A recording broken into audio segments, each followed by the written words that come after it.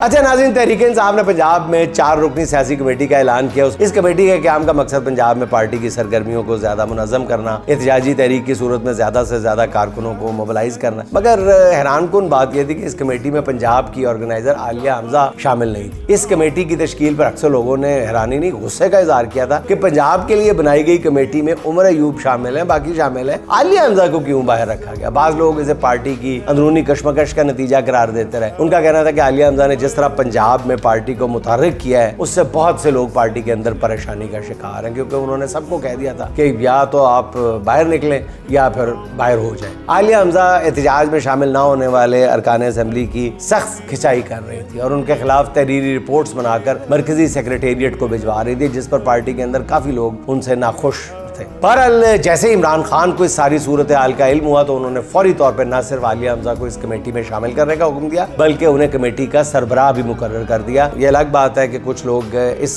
بات کی تردید کر رہے ہیں کہ سربراہی نہیں دی گئی بلکہ صرف کمیٹی میں شامل کیا گیا۔ اچھا ناظرین، ذرائع کے مطابق عمران خان نے یہ بھی کہا کہ عالیہ حمزہ کے کام میں مداخلت نہ کی جائے۔ یہ بہت ہی دانشمندانہ فیصلہ، بہت ہی زبردست فیصلہ۔ میرے خیال میں اب بھی اس کمیٹی میں جنوبی پنجاب سے ایک نمائندے کو شامل کیا جانا چاہیے۔ تحریک انصاف کی ناظرین یہی خوبصورتی ہے کہ غلطیاں اس جماعت میں بھی ہوتی ہیں، مگر یہاں کارکن اتنے تگڑے ہیں کہ وہ کسی ناانصافی پر چپ نہیں رہتے اور اتنا پریشر ڈالتے ہیں کہ بالآخر فیصلے کو درست کرنا ہی پڑتا ہے۔